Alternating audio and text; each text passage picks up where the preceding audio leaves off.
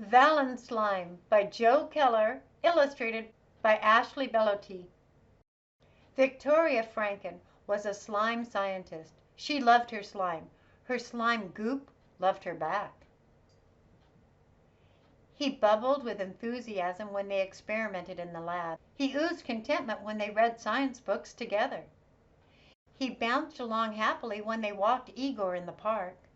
Yes, ever since the stormy night Victoria brought Goop to life, the two had enjoyed their time together. When Valentine's Day rolled around, Victoria made 20 slime cards for her school friends, a doggy bone card for Igor, and one extra special card for the slime. As she admired her cutting and gluing, Victoria realized something. She had lots of friends. Goop had only one friend, her. That didn't seem fair. Luckily, Victoria had an idea. Igor, we must experiment. Victoria and Igor gathered materials, snuck to the attic, and locked the door behind them. If Goop couldn't make a new friend, Victoria would make a new friend for him. She considered using her favorite slime recipe. Snifftastic flower slime. Mouth-watering chocolate slime. Magical fairy slime? But none of these slimes seemed quite right. What ingredient would make the perfect friend? Igor, something smart? Igor, something sweet?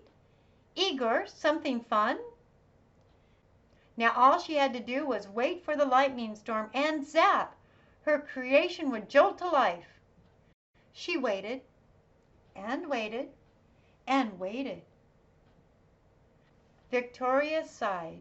It looked like lightning wouldn't strike. She would have to take matters into her own hand. Igor, fetch me some wires. After tinkering and turning, Victoria was finally ready. She hit the switch. The slime foamed and frothed. It splattered and sparkled. It sent a cloud of sugar into the air. Victoria held her breath as the glittery, gooey creature crept over the side of the beaker. This was it. She had done it. She had made a friend for... Uh-oh!